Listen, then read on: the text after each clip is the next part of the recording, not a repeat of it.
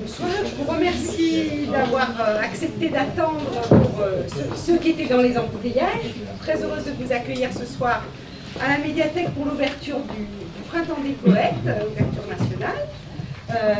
Et je suis surtout très heureuse d'accueillir Martine Pringuet, Ludovic de Groupe, François Heusbourg, Daniel Bigard et Jean-Pierre Saint-Yves. C'est donc la première rencontre ce soir sur le programme que vous avez dû tous recevoir puisque vous êtes là. Cette première rencontre sur au total 8 rencontres qui auront lieu jusqu'au 5 avril. Donc demain, vous pourrez retrouver à nouveau Ludovic et Daniel à la galerie Art 06 avec laquelle nous sommes en partenariat pour cette manifestation. Puis le 16 mars, vous pourrez rencontrer à la galerie Daniel Fano et Pierre Timon. Et puis ensuite, ici, le 22 mars, Sylvie Fabrégé et Jean-Louis Giovannoni, avec le 23 mars, un atelier d'écriture à la médiathèque avec Jean-Louis Giovannoni, et de nouveau, une soirée à la galerie. Et nous terminerons le 5 avril, donc avec une soirée avec Yves Dimano et Bernard Noël, et une rencontre à la galerie le 4 avril. Voilà, donc je vais laisser la parole à Ludovic, puisque ce soir, vous allez pouvoir profiter d'une lecture par Ludovic, d'une lecture par Daniel Bigard qui nous fait la gentillesse de lire des textes de Valérie Ouzot qui devait être présente ce soir et qui n'a pas pu prendre son train. Et puis ensuite nous entamerons la table ronde. Voilà, je vous souhaite une bonne soirée qui sera suivie donc d'un buffet à l'étage à côté de l'exposition auquel vous êtes bien évidemment conviés. Merci Mireille.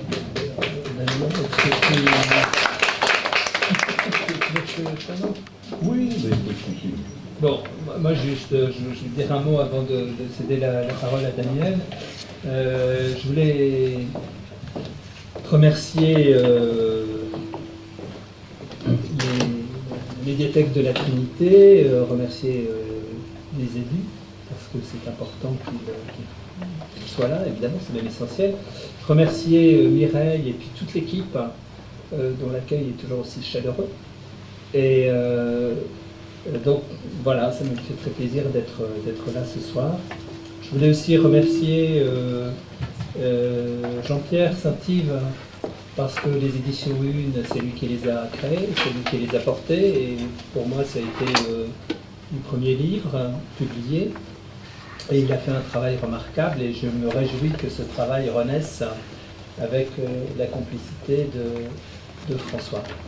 Donc voilà, après ces remerciements, peut-être Daniel va commencer par lire quelques pages de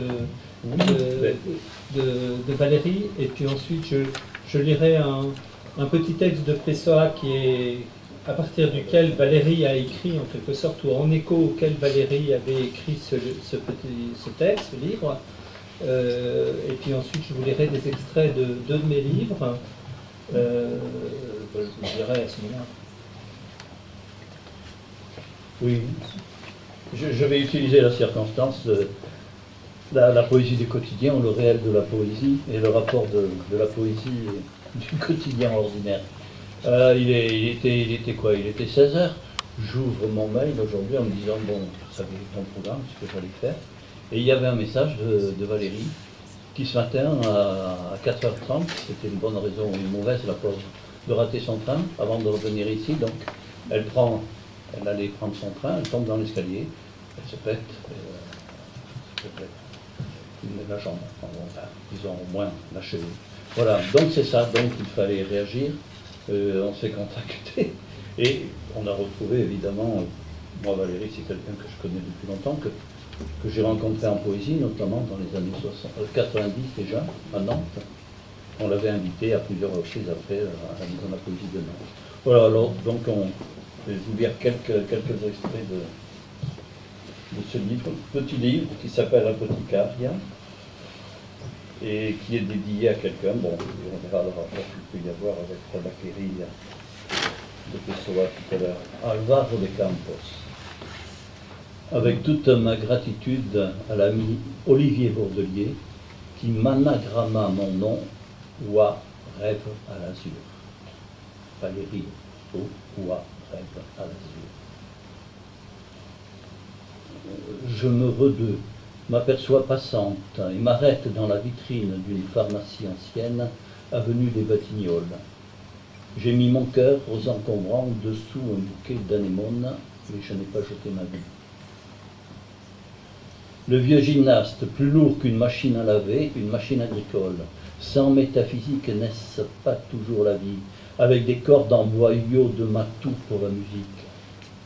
Les sonates, ce n'est pas ici. Moissonne, moissonneuse, tourne, tambour, joue, jeu. Une dame entre dans la pharmacie avec 2 faesses. Une dame sort de la pharmacie avec 2 seins. Je ne sais plus l'endroit ni l'envers des choses. Quelquefois j'ai 2 seins, quelquefois j'ai 2 fesses, quelquefois mes seuls yeux. Maintenant, je regarde les samarres tomber des arbres en tourbillonnant. Tomber aussi joliment, ce n'est pas donné à tout le monde. Chez Robert, j'ai trouvé les samarres, mais pas de monstres ni d'encombrants. Je me souviens de ce bouquet d'anémones. J'avais cru que le cœur de mon amant était dedans. La croix verte de la pharmacie clignote en plein jour, énormément. Robert n'est qu'un ami, et mon amant m'oublie. Je vois mon image dans la vitrine avec celle d'une femme nue en arrière-plan. Maintenant, je suis vraiment celle qui avait fondu toute une nuit d'hiver sous la neige. Tout le ciel songeait dans une flaque, au petit matin, à cloche-pied. Il n'y a plus personne. J'espère seulement être plus vrai que la femme nue dans la vitrine. Ce soir, je dîne avec Robert, moins lamentable que la femme nue dans la vitrine. Robert est un ami. Robert est un ami. Je vois les arbres frissonner dans la vitrine. Si la vitrine se casse, si la femme se déchire, il était une fois un mouton crevé, mais pourri. Il était une rose, une rose, une rose, et ma pomme, pomme, pomme, pomme, tarte. Comment m'aider moi-même sans me moquer un peu de mes ensorcellements, de mes métamorphoses? J'ai vu rouler sur un diable une aile de voiture livide. Et que fait mon amant? Il est dans un avion et il vole gaiement. Il pense un peu à moi, il m'oublie beaucoup et il n'aime pas du tout. Un monsieur achète des médicaments, la patronne sourit de la pharmacie. Non, ce n'est pas fini. On ne va pas finir sur une boîte de Xanax. Puis je suis encore là. Et toujours les samarres chutent en tourbillonnant et clignotent la croix verte. Les familles en longue file sortent avec leurs paniers, leurs caddies, leurs poussettes, leurs cabas, leurs filets. Personne ne m'aperçoit. Alors je m'éternise.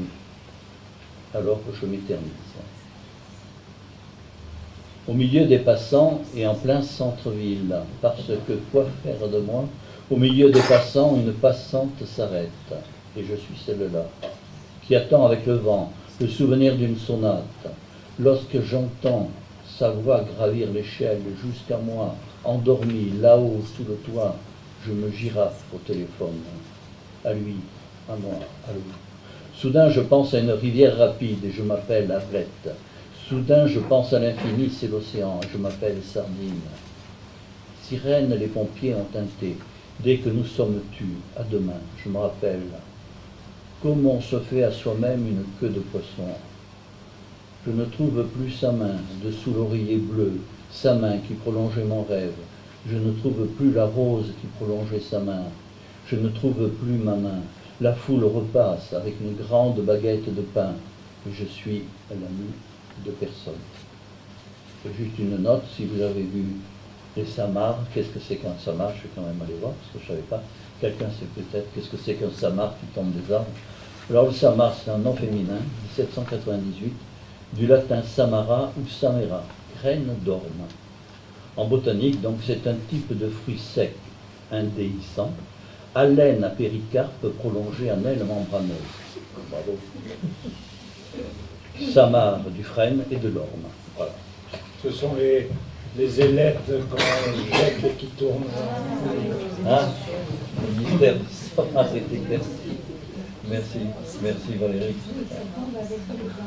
Bon. Ça tombe légèrement, hein, la respiration, ça ne doit pas légèrement. Merci Daniel. Je vais lire les 3 premières pages du bureau de tabac. Si tu veux, je dis les 4 premières lignes. Vas-y. Je les reprendrai après. Je continue, j'enchaîne. Ou tu les reprends. Si tu veux. Je ne suis rien. Je ne serai jamais rien. Je ne peux vouloir être rien. À part ça, je porte en moi tous les rêves du monde.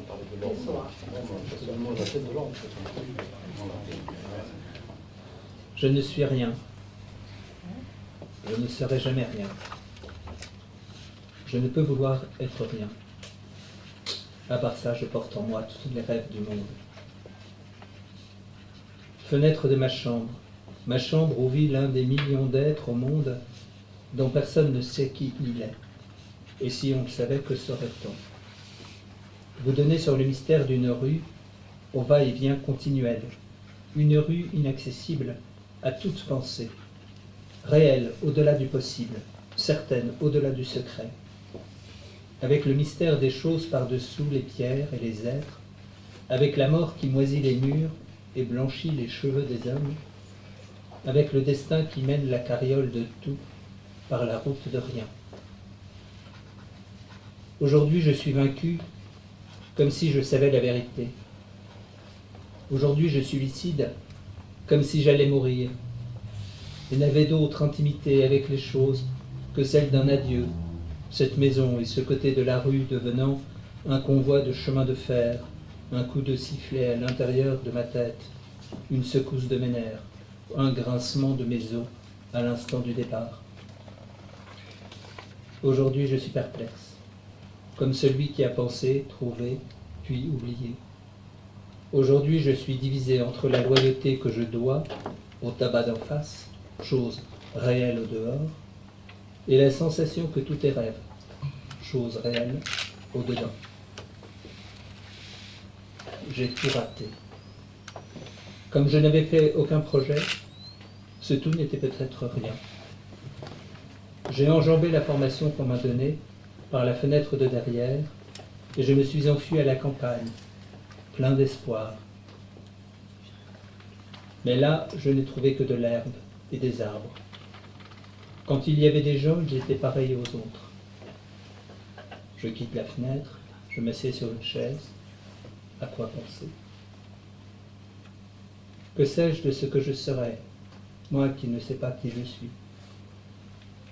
Être qui je pense? Je pense être tant de choses. Mais il y en a tant qui pensent être la même chose qu'ils ne peuvent être aussi nombreux. Un génie? En ce moment, 100 000 cerveaux se prennent en rêve, comme moi, pour des génies, et l'histoire n'en retiendra peut-être pas un seul. Tant de conquêtes à venir ne produiront que du fumier. Non, je ne crois pas en moi. Dans tous les asiles, il existe des malades rendus fous par de telles certitudes. Comment serais-je plus sûr? Comment serais-je moins sûr? Moi qui n'ai pas de certitude. Non, pas même en moi.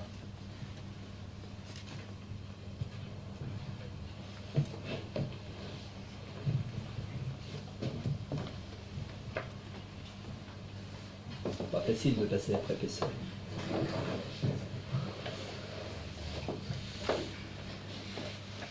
Je vais vous lire 2 extraits de livres. Un qui est assez ancien, qui a été publié aux éditions U, qui s'appelle Barque bleue, qui a été écrit au bord d'une mer, mais pas la même mer que celle d'ici. Et puis après, je lirai un extrait de monologue, qui est mon dernier livre. Et puis après la table ronde, je lirai un bref extrait du début des pieds. Je crois sur le... Il y a des lycéens notamment, qui ont travaillé sur lu des extraits de ce livre. Barque bleue.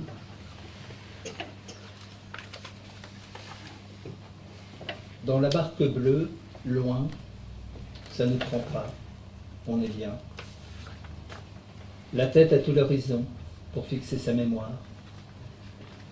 Feu de cuisse au soleil, on va bien, dans les trous du temps. Coque blanche 2 fois dans l'eau, plat-bord bleu, bouées oranges, et partout le ciel. Le claquetot répercute dans le silence son propre silence. Là-bas, la falaise amortit la lumière. J'ai mis un bob avec de l'écossais. Ce qui traîne, au fond, finira bien par donner. Il y a si peu à dire. Barque bleue, mer d'huile, regard qui dérive. On ne dit d'ailleurs presque jamais rien. Ça bouge à peine, et pourtant, on ne voit rien passer. Les heures ne comptent pas. Le vent d'Est amène des cris, les rires de la plage, pour les porter plus loin. Mots rouge, long, fin, comme c'est l'heure de plastique rouge, vif dans le courant. On s'imagine un moment que tout va bien, dans le même sens.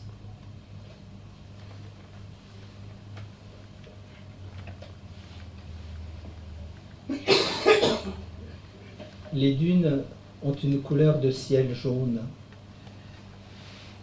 Dans la houle de tout début septembre, le soleil lève les formes et la coque éclate en bleu. Nuages de zinc, on voit tout ça, on passe au large. Mémoire soulevée par la houle et l'odeur d'essence. Mal de cœur. Dans la main, plus lourde, la canne s'est prolongée. On ne pense pas d'abord à l'écrire. Bleu sous le ciel, un autre ciel. Bleu aussi. Avec cette lumière de plomb, on distingue mal si tout ça se tient. Dans la tête, ça paraît séparé.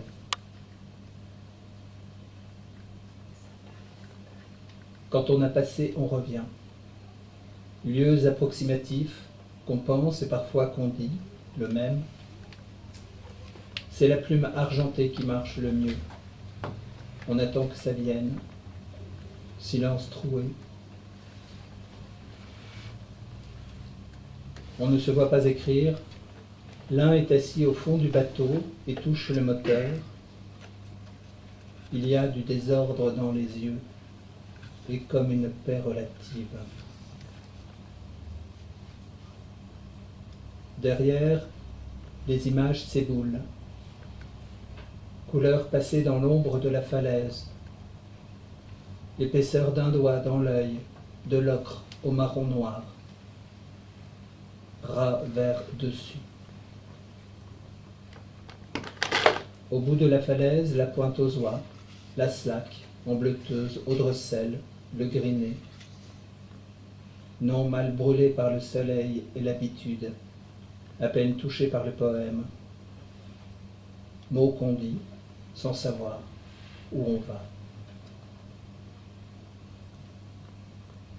Parfois le silence s'épaissit, sale impression de s'être trompé d'eau. Chacun dans son brouillard flotte comme il peut. On sent la terre partout. Et le dernier passage sans illusion.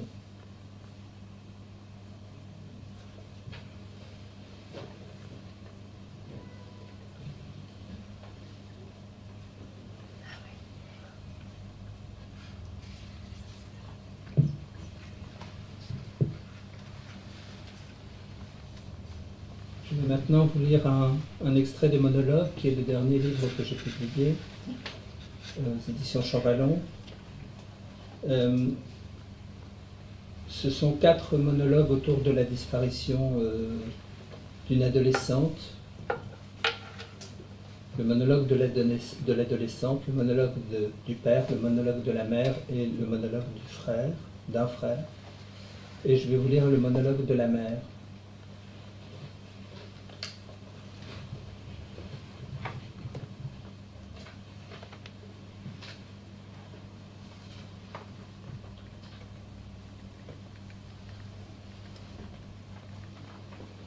J'ai, moi, la mère, porté ma fille dans mon ventre, et la naissance qui l'a séparée de moi ne l'a jamais éloignée de cette mémoire de mon corps où elle demeure. Sa disparition m'a arraché une partie du ventre, de façon si intime et profonde que mon mari est incapable de le comprendre, alors je n'en parle pas. Il ignore ce qu'est un ventre qui reçoit, non plus qu'un ventre qui délivre. Mon mari est démoli de l'extérieur à travers sa part affective et morale, tandis que moi je suis démoli 2 fois. Mon ventre ne s'éteint pas. Nous autres mères ne pouvons délivrer que de la vie, et lorsque nos enfants meurent, c'est comme s'ils revenaient labourer nos intérieurs, retourner ce vide qui est devenu en nous, des organes sans signification. Nous ne portons plus que nous-mêmes dans la douleur de sentir notre corps nous nier.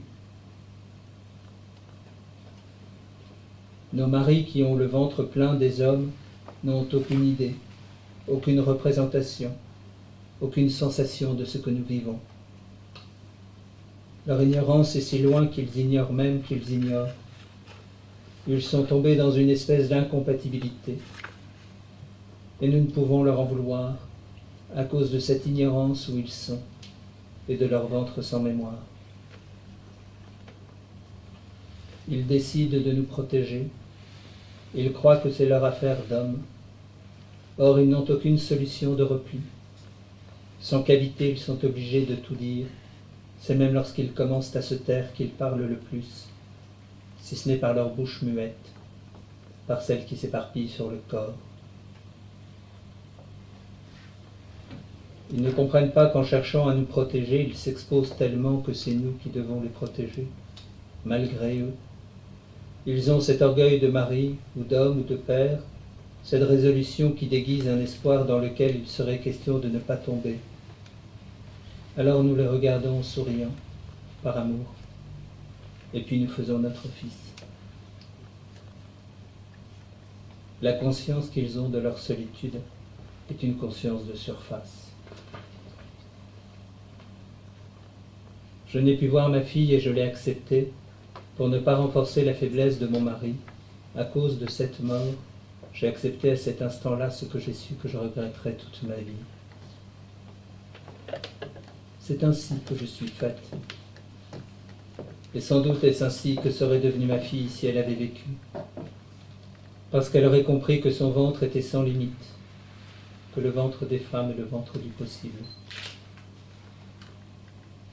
Me voilà donc en deçà de moi-même, écoutant les certitudes de mon mari et faisant par empathie semblant d'y croire.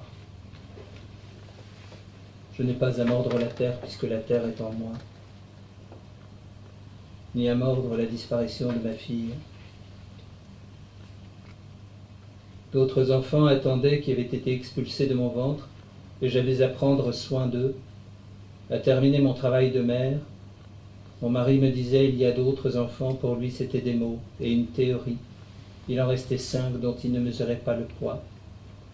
Des enfants produits qui restaient produits tant qu'ils n'avaient pas été détruits, alors qu'un seul avait détruit l'ensemble de cette famille qui tournait si bien rond, qu'il n'y avait plus à s'en inquiéter, en donnant l'impression qu'on pourrait vivre comme heureux ou libre. J'ai pris le poids des autres enfants. J'ai tenté de limiter les dégâts. Ça semblait plus facile pour les aînés parce qu'ils avaient la parole. Les plus jeunes se sont tus, mais d'une certaine façon, on peut dire qu'aucun n'est jamais sorti de son incapacité de parler. Ils tournent autour de ce qu'ils peuvent, comme des noyés autour de leur bouée. Il n'y a pas d'exception.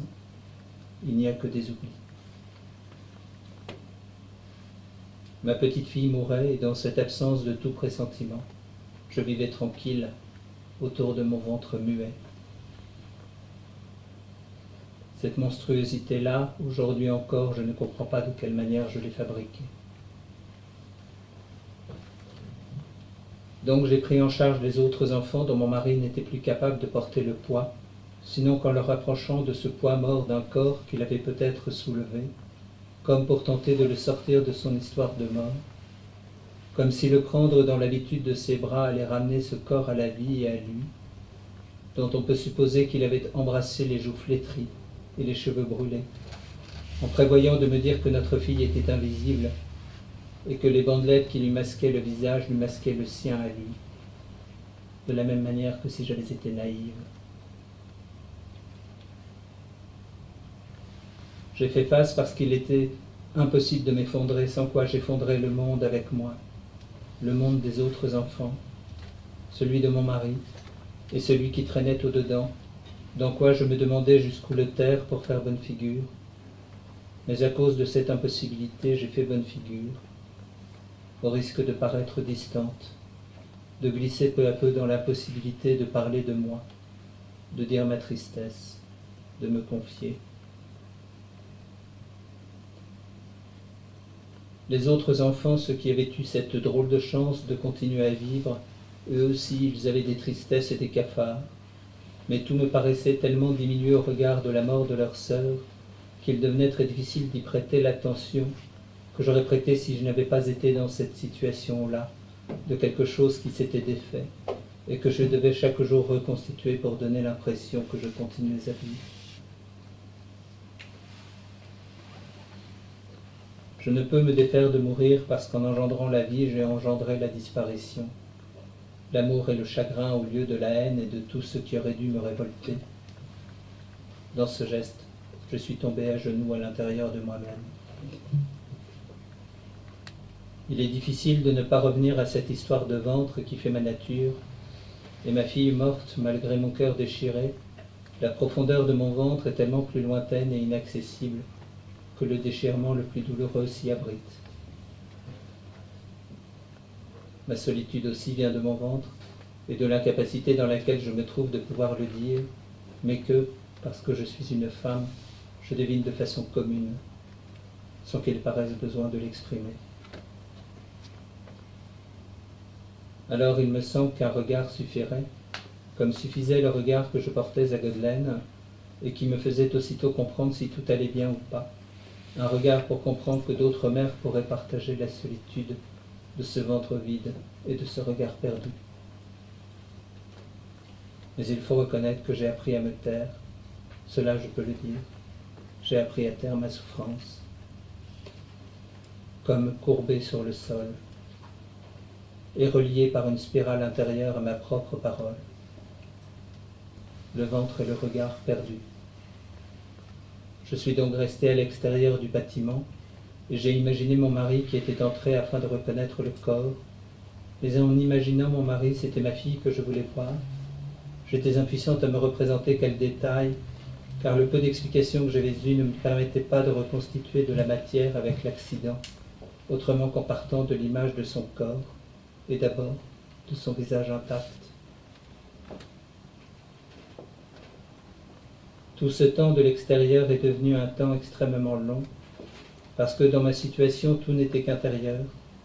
Je ne sortais pas de l'impatience mêlée de crainte que mon mari me raconte ou me décrive ce qu'il avait vu, même si je savais qu'il me cacherait des détails, qu'il atténuerait l'horreur, qu'en quelque sorte, croyant me protéger, il masquerait la réalité, sans avoir vraiment, à cause de la simplification de son raisonnement d'homme, de mari, l'idée que j'étais à même de délimiter l'espace tronqué où il croyait m'emmener.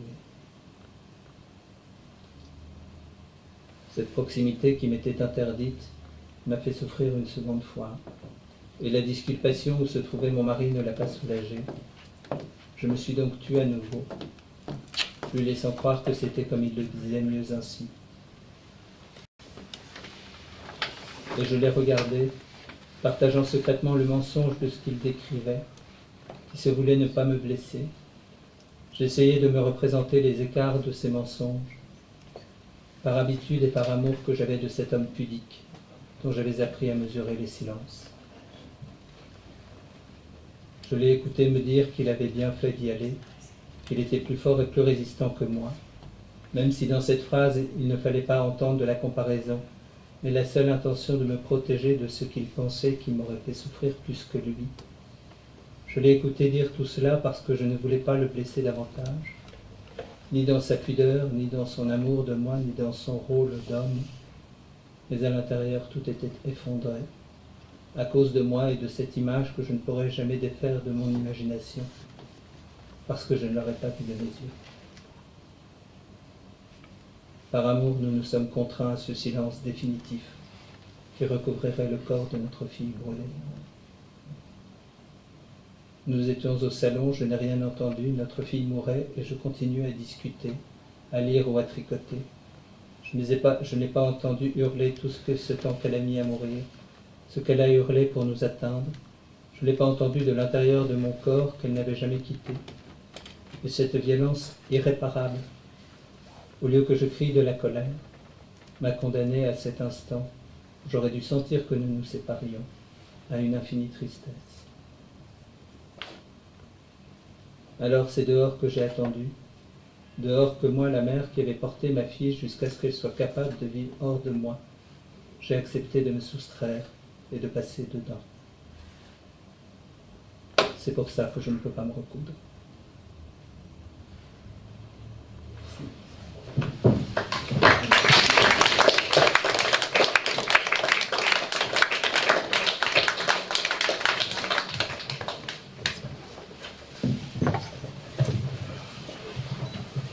Merci Ludovic.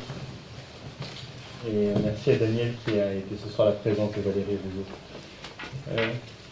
Nous allons maintenant participer à une table ronde sur le thème Les voix du poème,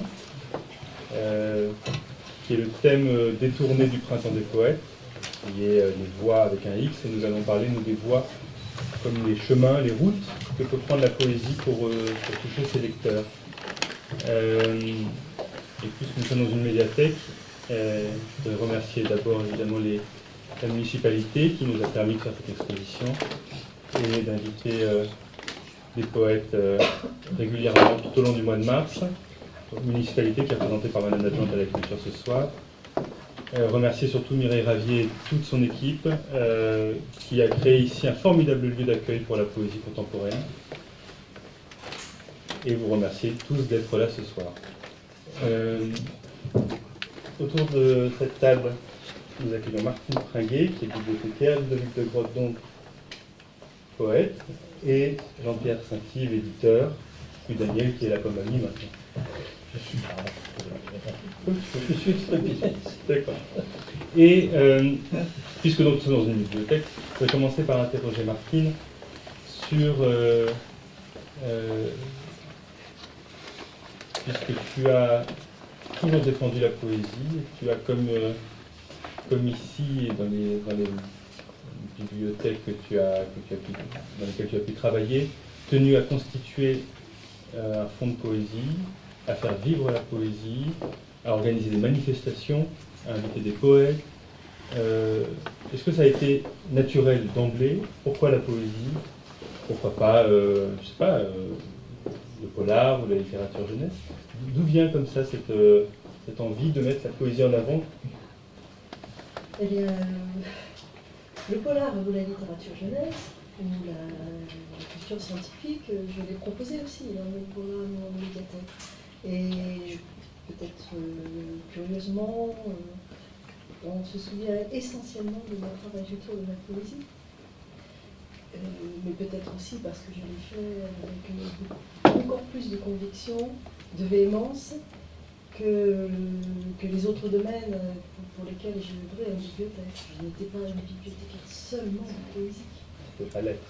Mais même si j'aurais aimé être. Mais même si j'aurais aimé l'être. Mais après, cette histoire avec la poésie, c'est un peu étrange parce que j'étais sûre que la question allait apparaître. En réalité, quand je remonte dans mes souvenirs, j'en ai toujours lu, mais on lit la poésie pour un enfant, un adolescent, c'est tout à fait banal. Je me souviens qu'en CM1, j'ai rendu un devoir, c'était d'écrire une scène de la nature, le thème, et j'avais fait un poème. Et j'ai eu un 0 pointé, parce que la forme n'était pas bonne. Donc, est-ce que, du coup, j'ai tenu contre le vent de marée et contre mon instinct, mon histoire avec la poésie? Dans mes souvenirs, il y a aussi des lectures très importantes et j'ai un livre que je garde pieusement, qui est une anthologie de poésie de Pierre Sylvestre. C'est une petite anthologie de poésie qui est publiée chez Marabout dans les années 65. Et alors, curieusement, Annick Vinet, de l'Atelier des Grammes, a la même anthologie de poésie et on avait les mêmes lectures ensemble quand on était ados. Donc, il y avait cette histoire avec la poésie. Après, quand on devient bibliothécaire, on se pose beaucoup de questions sur le sens que ça a d'accumuler des collections, ce qu'on voit si bien ici, et comment on pratique ces choix et ces sélections de documents, et pourquoi et quelle finalité cela a. Or, si on y réfléchit vraiment, il y a quelques domaines très privilégiés où nous, les bibliothécaires, parce que je me demande d'intervenir en tant que bibliothécaire, nous, les bibliothécaires, très vite, on a la conviction qu'il faut que l'on aille dans ces domaines-là. Enfin, bon, à mon avis, ce sont tous les domaines où il y a une création qui prospecte, qui avance. Alors ça peut être la science. Et la science a sa place aussi dans ces domaines privilégiés. Et il y a l'écriture contemporaine, donc la poésie, et puis l'art contemporain. Aussi parce que dans nos villes, qu'elles soient grandes ou petites, et plus particulièrement quand elles sont moyennes ou petites, on n'a pas souvent l'occasion, quand on est un usager banal, de rencontrer une offre qui amène à aller au-delà de ce que l'immédiat nous propose.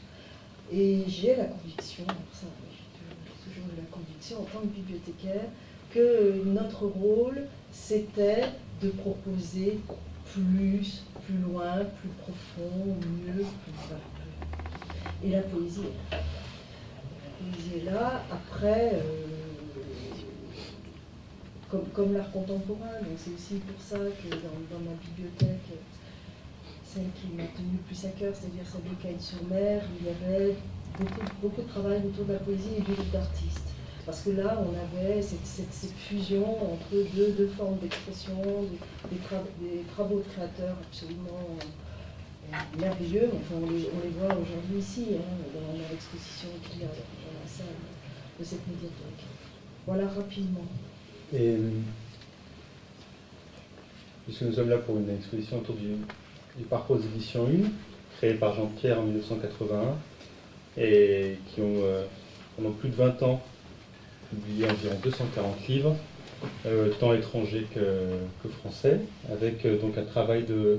D'ailleurs, il faudrait te le demander. Tu as eu tout le long ce sentiment de faire un travail de prospection, comme disait Martine, d'être dans une sorte de recherche, que ce que tu publiais ou ce que tu recherchais était, pas en avance, ça n'a pas trop de sens, mais était dans l'idée de la prospection. Ouais. Oui, puis si on se remet un peu dans le contexte de l'époque, c'est tout début des années 80, au niveau choix poétique proposé aux lecteurs dans les librairies, c'était véritablement infime. C'était totalement infime. Il y avait très peu de choix, très peu de rayons de poésie, de manifestations poétiques.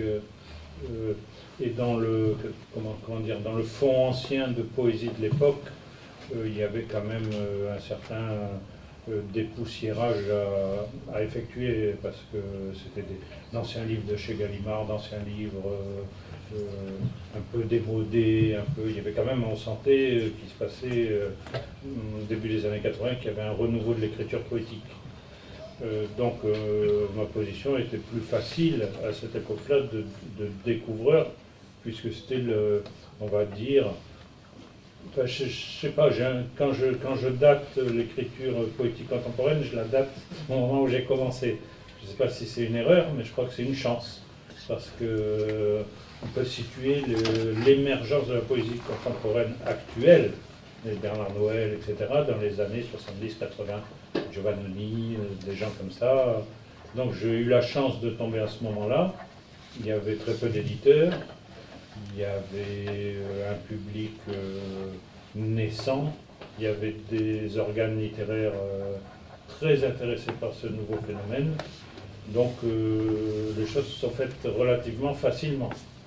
Et petit à petit, cette prospection, évidemment, a gagné du terrain. Et on s'est intéressé à la poésie française. Les poètes étrangers se sont intéressés à la poésie française, réciproquement. Donc les choses se sont développées comme ça. Quelques libraires ont été sensibles. Je répète beaucoup la presse, les nouvelles littéraires, Le Monde, qui ont fait un travail remarquable, des librairies pilotes, d'abord sur Paris, puis Marseille, Nantes, etc. Donc les choses petit à petit se sont mises en place.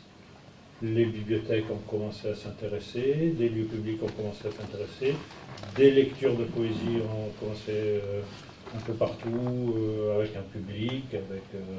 voilà. Et je ne sais pas, mais vraiment je date ça...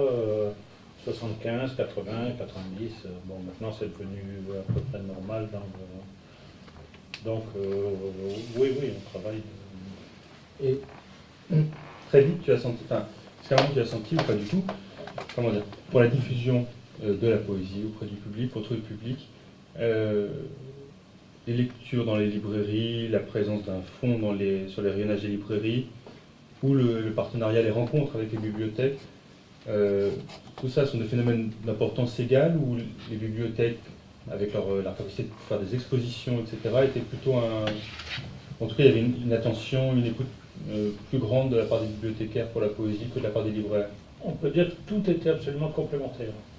C'est-à-dire qu'un livre qui avait un article dans Le Monde, il y avait dans les 10 jours 100 exemplaires vendus. Et je vous parle d'un éditeur comme moi qui habitait à Trans en Provence. Si quelqu'un connaît Trans en Provence, c'est un du miracle. Donc le journaliste du Monde mettait l'adresse, exactement le prix du livre, et le lecteur du Mans ou de Brest ou de Paris qui lisait l'article dans Le Monde faisait confiance aux critiques littéraires poétiques et envoyait un chèque par la poste. Il y avait 100 livres de vendus. Donc les libraires en prenaient 10, ils en vendaient 10. C'était vraiment tout un phénomène. Hein. Maintenant, pour avoir ça, il faut avoir, je sais pas, une heure d'émission de télévision ou une couverture d'un magazine. Il y avait peu de choses, mais il y avait un relais public, librairie, journalistes, bibliothèque, lieux, lecture. Vous voyez, une lecture de Jean-Louis Giovannoni qui est déjà venu ici dans les années 85. Une signature, il vendait 30-40 livres. Les gens avaient tellement peu de choses à se mettre sous la dent, comme on dit, que quand ils entendaient une écriture nouvelle, une résonance nouvelle, voilà, il se passait quelque chose qui était relayé par la presse. Et les bibliothèques ont joué un rôle vraiment très important à ce niveau-là aussi, hein, de la diffusion. Je me souviens quand j'allais chez Martine, on voyait des livres de... J'ai oublié le nom de cet auteur de polar, hein, pas vraiment fameux. Hein, Lequel? genre Cartland ou... Cartland. Non, je crois que pire ou non, enfin je sais pas, pire. Donc j'ai vu dans la bibliothèque ça, j'ai poussé un cri horrifié, j'ai dit Martine, c'est pas possible. Tu peux pas mettre ça à côté de... Et Martine m'a regardé en me disant, mais si tu veux que ton livre de Giovannoni soit lu, il faut qu'il y ait à côté le bouquin de Barbara Cartland.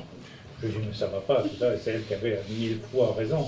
Parce que petit à petit, les gens venaient, hop, et de temps en temps, il y avait un livre qui sortait. Et à force de ce travail de sensibilisation, on peut dire, hein, quand on voyait les chiffres de sortie des livres de poésie de la bibliothèque de Cannes-sur-Mer, c'était quand même fascinant. On peut le dire en un mot, c'était fascinant, quoi. Les livres sortaient, les gens lisaient, et après ils venaient à la rencontre du poète. Donc un terrain important. Hein. Il se passe un peu la même chose ici. Hein. Des boîtes de poésie, on faisait ça. Ouais. Il se passe la même chose à la Trinité. Hein. On voit bien que voilà, les gens sont intéressés par la poésie, par l'écriture. Et c'est un peu, je veux dire, pour caricaturer un peu le monde dans lequel nous sommes, je veux dire, l'espoir de la lecture de la poésie, le développement de la lecture de la poésie ne peut que s'accroître. J'en suis vraiment intimement convaincu, ça ne peut que s'accroître. On est un des derniers pays d'Europe au niveau quantitatif, nombre d'habitants par rapport au nombre de lecteurs, mais je pense que c'est inévitable, quoi. Ça va venir. Martine, je rebondis sur toi. Ce que disait Jean-Pierre sur cette explosion dans les années 80, où on est passé d'une très peu d'offres à tout d'un coup un nombre de maisons absolument incroyable, et nombre qui continue à augmenter. Il y a aujourd'hui beaucoup de maisons de poésie qui se créent. Certaines ne survivent pas à leur fondateur, mais il n'y a pas une baisse du nombre de maisons. Mais les temps ont un peu changé, il me semble. Les libraires sont peut-être un peu découragés. Et la presse, c'est rare de lire des articles dans le Monde aujourd'hui sur la poésie contemporaine. Il reste heureusement quelques magazines comme le Matricule des Anges qui en parlent.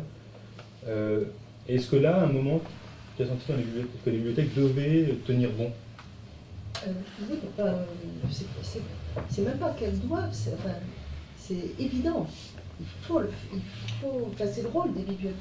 C'est une conversation qu'on a eue tout à l'heure avec Mireille dans son bureau. C'est vraiment à quoi sert une bibliothèque si elle n'est pas là pour veiller sur, parce que je disais tout à l'heure, tout ce qui est ouvert à la prospection. Donc la grande question c'est à quoi ça sert? Une bibliothèque doit aller emmener ailleurs, proposer autre chose. Elle doit vraiment être un lieu de recherche et en avant, à l'avant-poste. Et c'est ce qui sauvera les bibliothèques, parce que si on voit l'évolution actuelle, avec la présence d'un livre, la présence d'Internet, si les bibliothécaires ne continuent pas à travailler dans cet esprit-là, les bibliothèques n'ont plus de raison d'être, sauf à avoir accumulé des collections prestigieuses et précieuses, et ça c'est important, mais ce rôle-là de prospection, de découverte, de mise en valeur, de sélection et de proposition, donc de pré-diffusion, il est essentiel. Alors bien sûr, en bibliothèque, en plus, on a un peu cette chance d'être en dehors des critères de rentabilité, puisqu'on a la chance d'être encore des services publics. Ça, c'est très important, la notion de service public. Et c'est quoi le rôle du service public dans notre société à l'heure actuelle?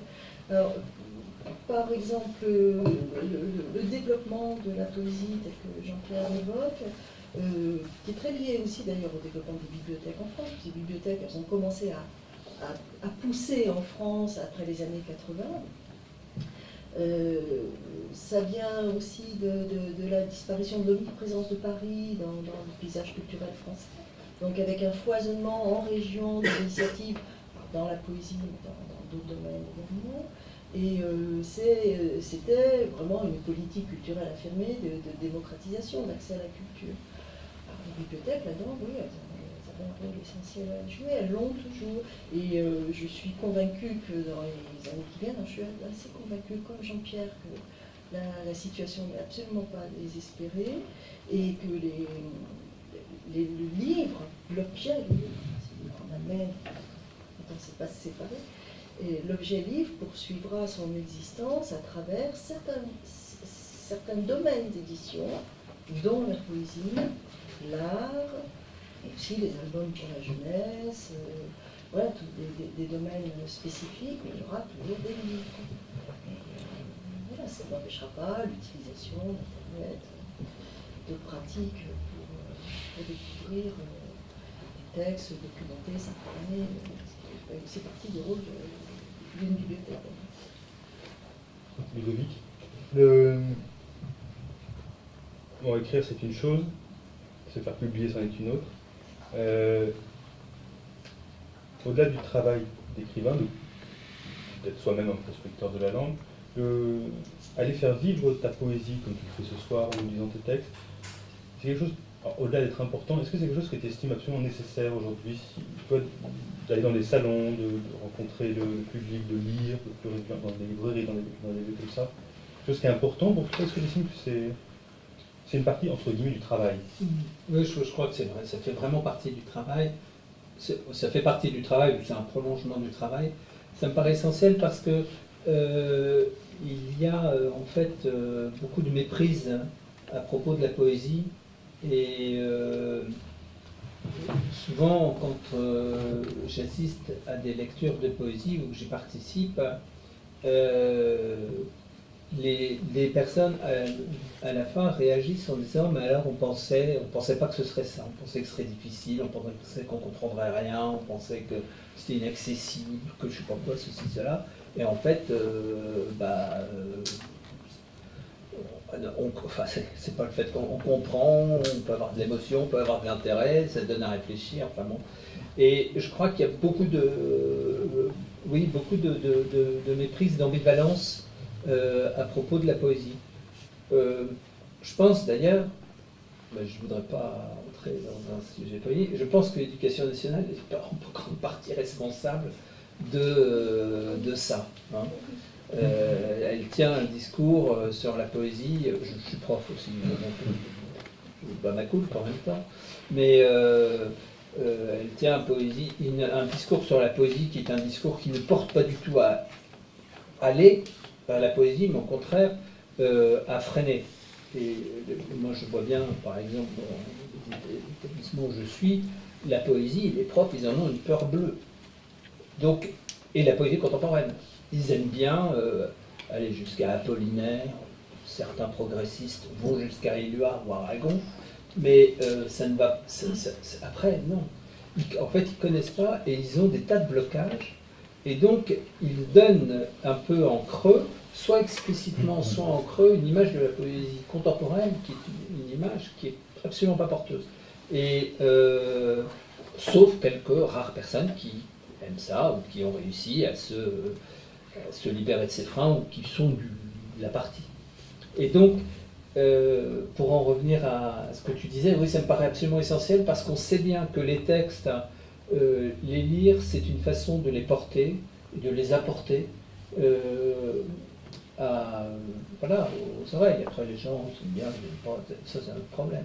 Mais c'est essentiel qu'il y ait ce contact. Et très souvent, le contact passe, et je le dis aussi en tant qu'écoutant, alors que je lis de la poésie, mais le contact se fait aussi par l'oreille, la façon dont on entend le poète lire son travail. Après, c'est pas forcément la meilleure manière de lire, mais c'est toujours une manière juste, intéressante, qui porte le texte d'une façon qui est enrichissante. Donc pour toutes ces raisons qui sont multiples, ça me paraît, oui, vraiment, vraiment important. Et c'est vrai, moi je suis très très content d'entendre l'optimisme de Jean-Pierre et Martine, un optimisme à l'unisson. Bon, par nature, je ne suis pas un grand optimiste, mais là, donc après si je suis pas sûr que je le partage encore moins, cet optimisme, mais je ne demande qu'à me tromper. Mais c'est vrai qu'il y a quand même des tas de carences, et que porter la poésie aussi à voix haute, c'est aussi une façon d'essayer de compenser, disons, ces carences. Et le travail, je n'ai pas de flagornerie à produire, mais je viens d'une région qui est une des régions les plus peuplées de France, enfin, comme la région PACA, mais Nord-Pas-de-Calais, où il n'y a que 2 départements, mais c'est très peuplé. C'est d'une indigence terrible. Et j'habite dans une métropole d'1 million d'habitants, on parlait tout à l'heure, dans une métropole d'1 million d'habitants, la place de la poésie contemporaine, c'est une catastrophe. Il y a une librairie qui essaye de faire tenir les choses. Après, il y a un petit réseau autour de la poésie orale, orale sonore, etc., qui arrive à faire tenir d'autres choses. Puis c'est tout. Et une association qui fait vraiment un travail important. Mais pour une ville d'1 million d'habitants, c'est catastrophique. Et l'engagement des médiathèques, quasiment inexistant. Quasiment inexistant. Donc c'est vrai que la chance de ce qui se passe ici, de ce qui se passait à Cavaillon, j'espère que ça se passe encore. Mais c'est exceptionnel, c'est extrêmement précis. Le hasard fait les choses, mais puisque Daniel, tu es resté avec nous, il faut quand même que je te rappelle que tu as dirigé toi une maison de la poésie, celle de Nantes, pendant quelques années. Donc poète qui se retrouve à la tête d'une maison de la poésie. Pendant plusieurs années, tu as organisé très régulièrement, tous les mois, toutes les semaines même, non Oui, on avait à peu près tous les 15 jours, et puis, disons pendant l'année scolaire. Voilà. On arrête. Et donc tu as invité Ben, un nombre considérable de... Valérie elle a pratiquement commencé avec Jean-Pascal Bostinella. Donc il y a eu. C'était une décision. Bon, la municipalité aidait beaucoup.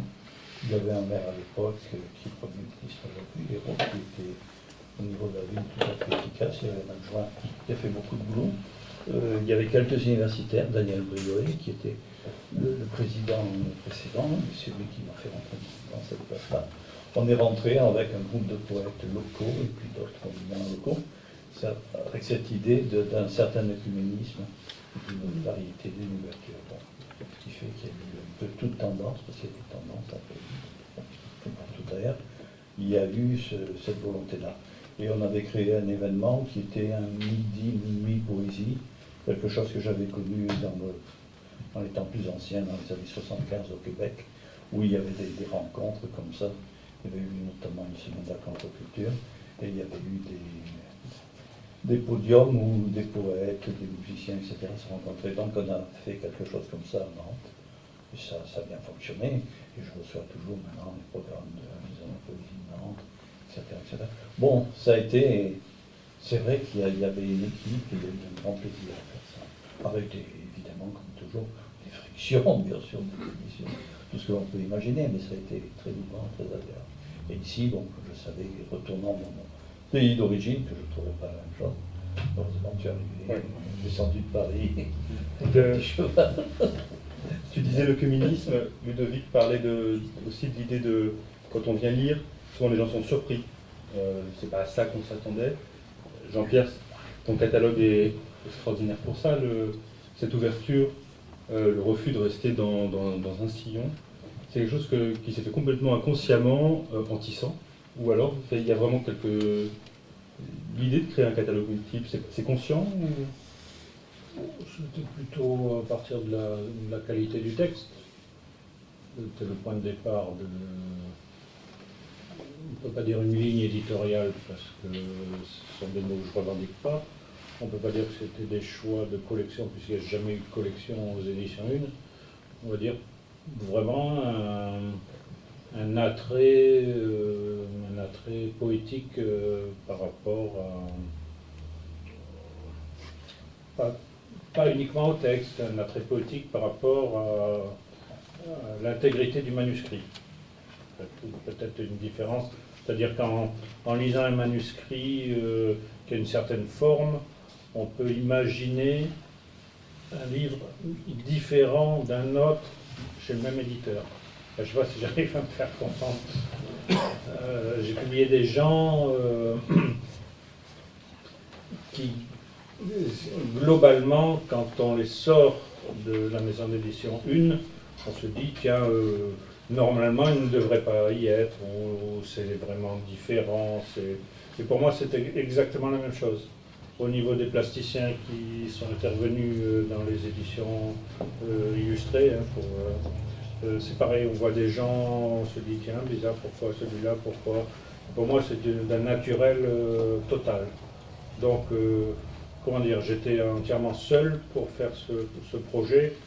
Donc c'est un peu simplement des choix personnels assez ouverts. Mais en même temps, je ne pense pas qu'il y ait une ouverture gigantesque. Des choix intimes, voilà, des choix intimes.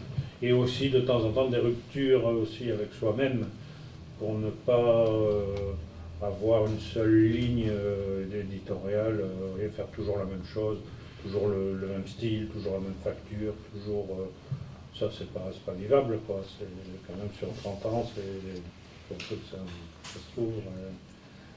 Et faire une place à l'humour, faire une place à des choses différentes, quoi.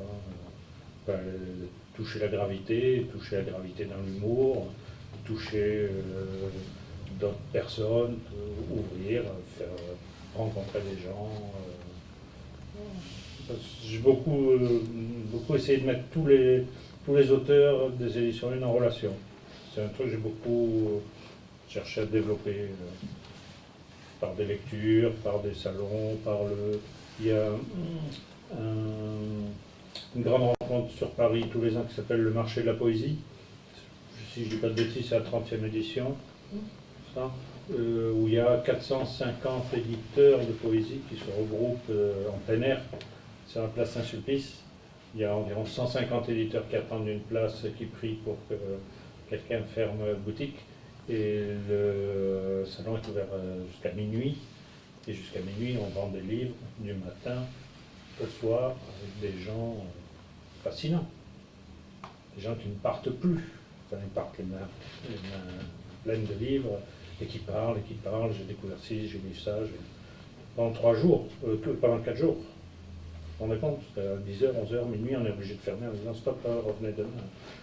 Donc il y a quand même des choses assez fascinantes. Hein, et il faut des lieux comme ça, des rencontres comme ça, aussi pour s'encourager soi-même.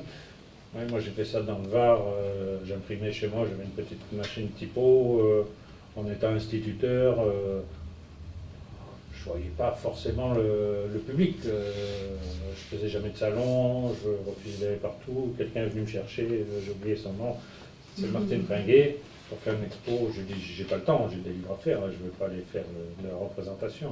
Si, il faut venir, on va faire quelque chose à Cannes-sur-Mer. Non, si, bon d'accord. Voilà, c'était la première fois où je montrais le travail et que je croisais des lecteurs. Et là, quand même, c'est vrai qu'il se passe des choses fondamentales, on peut dire les mots justes.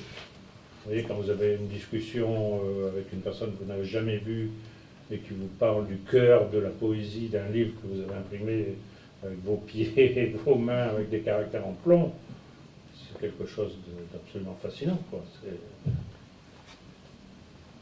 Donc, guère plus demandé. Hein. Martine, Jean-Pierre nous parlait du marché de la poésie. Toi, tu as mis sur pied le marché à Cannes, à Cagnes-sur-Mer, pardon. L'art à la page, je cherchais le titre. Un salon, c'est l'occasion de faire des rencontres. Cette idée que les rencontres font boule de neige, de réunir des éditeurs ensemble, ça veut dire que le public vient, ou c'est toujours une conquête.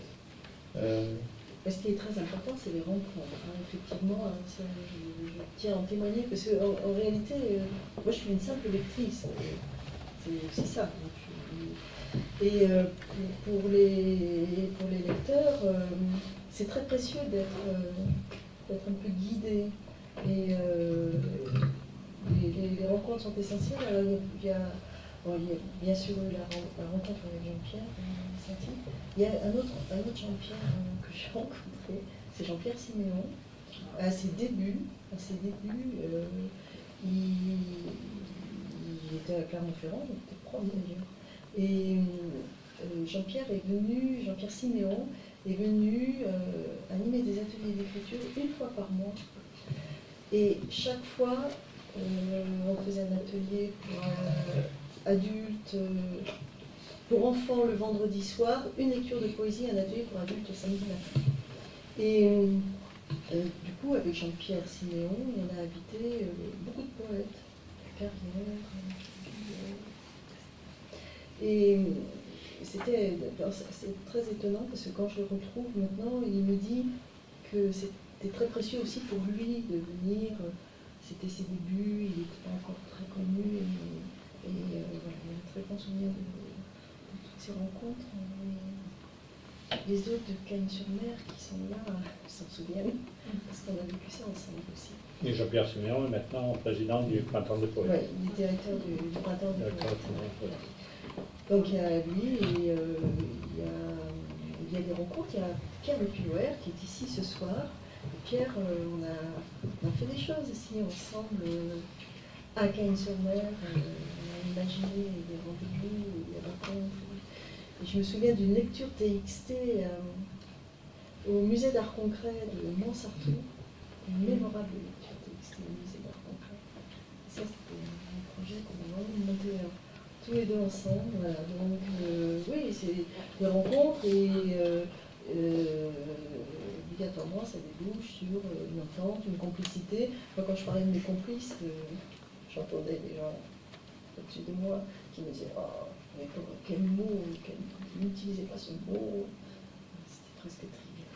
Mais c'était vraiment des complicités amicales, mais professionnelles aussi. Et puis il y a eu Jean-Pierre, j'étais en train de chercher en quelle année on s'est rencontrés, dans les années 82, 3, je sais pas. Il y a 20 ans. Non, il y a 30 ans. Pardon, il y a 30 ans. Je me souviens être allée au MUI. Et quand j'ai vu la bibliothèque et les livres de Jean-Pierre, je me suis dit, je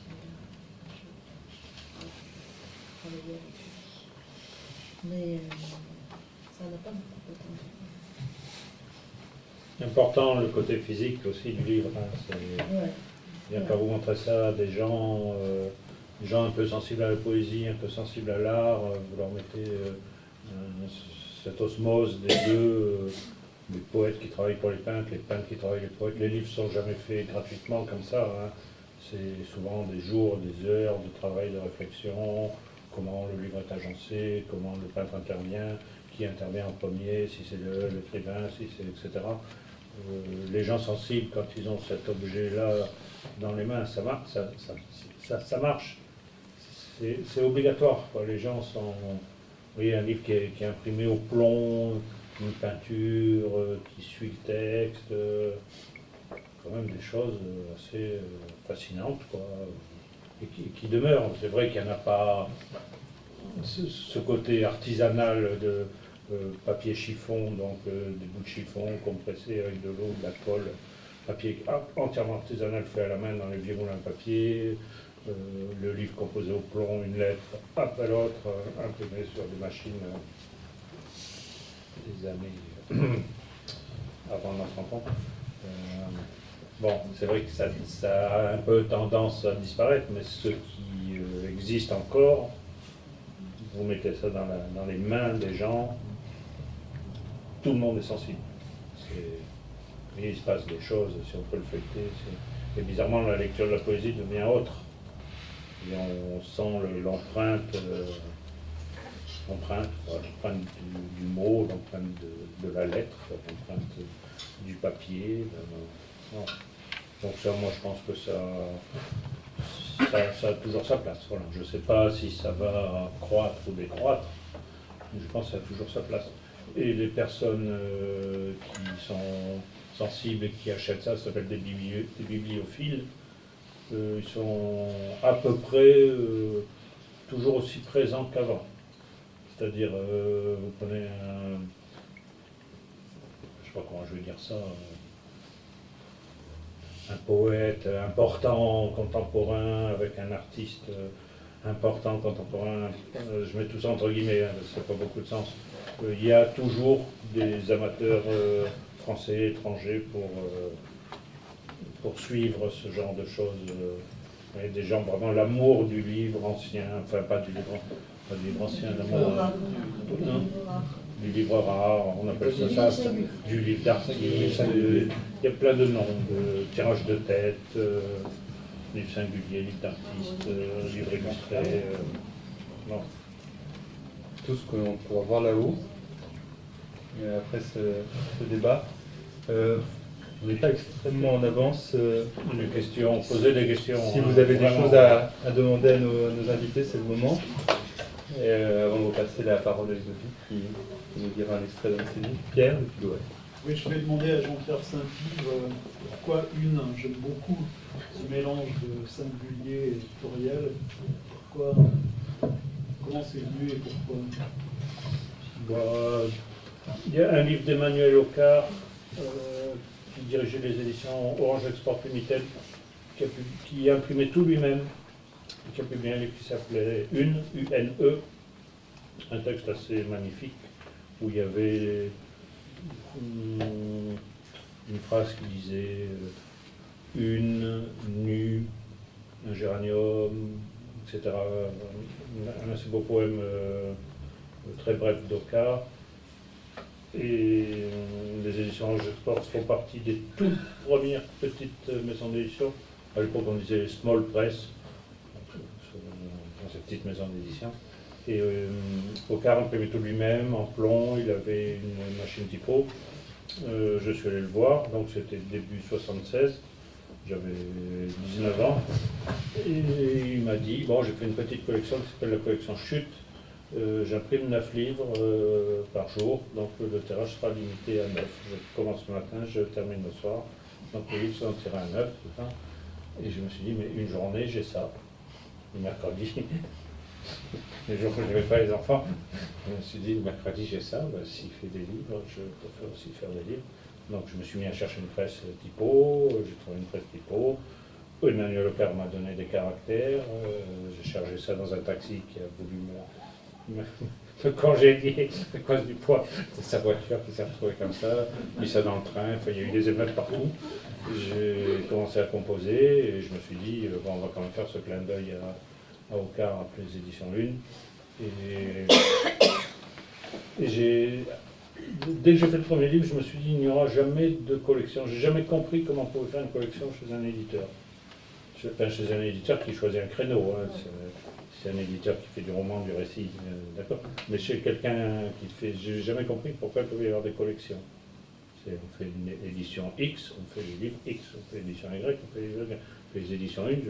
Donc je me suis dit, comme il va y avoir de la diversité dans j'ai dit les éditions 1, l'unité dans la pluralité. Voilà, j'ai rajouté un S.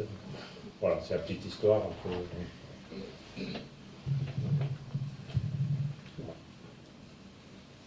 Est-ce qu'il y a d'autres questions?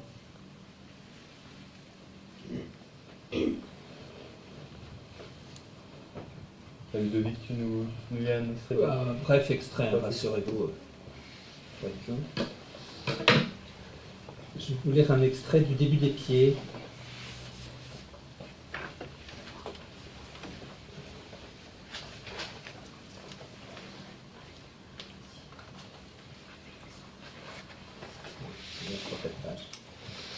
C'est... voilà.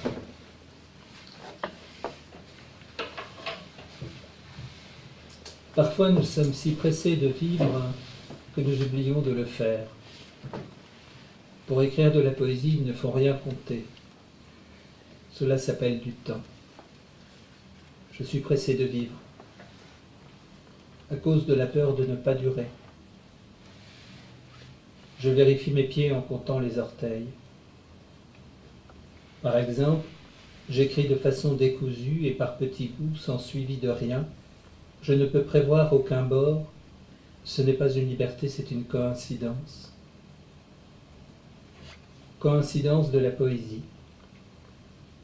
Voilà qui me montre le monde en m'ouvrant à moi-même. Par exemple, j'écris le début des pieds en comptant les orteils. Je suis déjà passé chez moi, je souhaite que chacun s'y retrouve. Nous sommes à côté, comme à côté du monde. Ce n'est pas juste. Nous sommes dedans. Mais l'écrire le montre, juste à côté. Les pieds en dedans, pour aller où faire le comique, au moment de se quitter. Eux et moi, je ne sais pas, qui avance le plus vite, vers l'intérieur. On tombe mal, sur la vie comme sur un os. Lorsque je vais à reculons, ils parviennent à se tenir devant. Je n'en tire aucune gloire, aucun sens. Cela commence par eux, je ne finis pas de l'écrire, je n'invente rien. C'est ce qu'on ne cesse de me répéter. Nous ouvrons des brèches pour nous sauver. Je suis parti de mes pieds, je ne peux les quitter, le monde est trop grand. Pour me retrouver sans eux, je pourrais essayer le reste du corps. Par les intérieurs, le froid monte jusqu'au mollet, et puis brouillard un peu partout de la tête en bas. On n'écrit pas juste pour se faire plaisir. Malgré ce motif, ça n'est pas simple d'avancer. Je ne sais plus dans quel sens mettre les choses. On ne se débarrasse pas si bien de soi. Toujours le même autre qui revient au même. Dès que j'arrête, mon corps me tue pour ce que je loge dans mon corps. Je ne vois rien dans l'écriture qui ne soit de l'ordre de la répétition. À commencer par ouvrir un instant qui n'a jamais existé et va déjà 20. Tous ainsi nous avons des pieds, venu le jour de notre tête, et paru sans mémoire. Nous sommes poussés dans le monde. Certains arrivent à vivre en même temps. Ils sont d'une extrême prudence. Je n'ai pas raison. J'essaye de m'en sortir. Nous n'avons pas la chance de vivre au Darfour.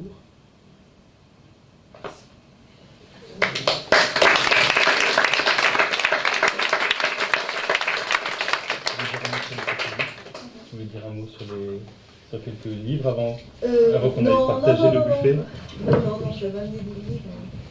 Non, mais je voulais dire quelque chose sur le lecteur de poésie. Là, vas-y.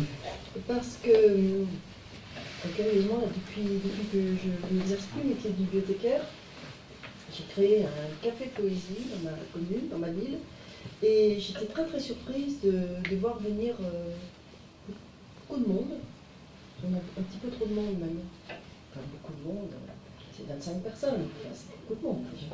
On parlait de poésie, c'est beaucoup de monde. Et à mon autre surprise, ce sont des passionnés de poésie, des vrais lecteurs de poésie. Je trouve ça extrêmement important et émouvant pour la poésie. Et très encourageant parce que, en plus, ces personnes-là ne venaient pas forcément à la médiathèque, ne venaient pas quand on faisait les lectures. Et ce sont vraiment des acheteurs de livres, des collectionneurs et des lecteurs enthousiastes. Il y a dans le groupe une femme qui a une passion absolue pour Jacques Cottet, qui a tous les livres de Jacques Cottet, tout ce qui est publié sur Jacques Cottet, et qui lit par ailleurs des poètes publiés chez Corti ou ailleurs. Donc ça m'a beaucoup réconforté dans mes doutes parfois sur le public de la poésie. Et vraiment rassénéré sur le fait qu'il faut avoir confiance dans le contexte et dans l'évolution du contexte actuel, même si des fois il est un peu décourageant. C'est vraiment beau lecteur de poésie, complètement à l'écart. Donc vous êtes lu. Un petit mot dans le sens de Martine, il existe des sites internet entièrement consacrés à la poésie, dont un qui s'appelle Poésie Bao, P-O-Z-I-B-A-O, Poésie Bao. Il suffit d'aller une fois en disant je souhaite recevoir l'actualité, vous pouvez la recevoir ou chaque jour ou chaque semaine, si je ne dis pas de bêtises, toutes les semaines. Vous avez nombre de poètes contemporains, des petits extraits, tous les livres qui sortent, des feuilletons de poésie. Ludovic a publié un livre entier, le premier livre des éditions Une qui s'appelle La Digue, qui est épuisé.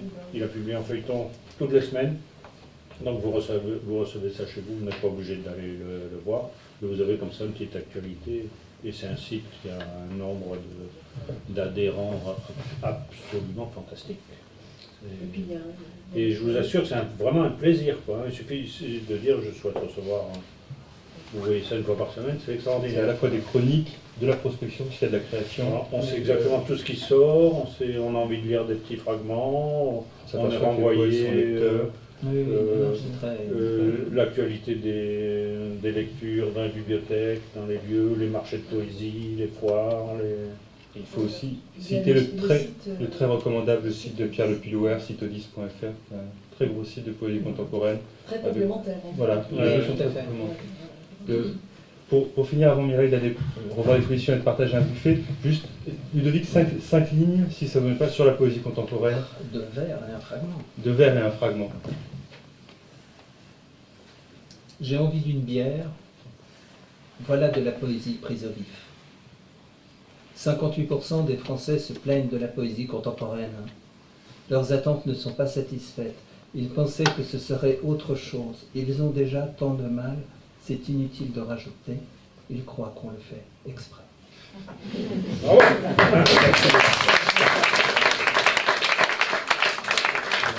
Merci à vous tous.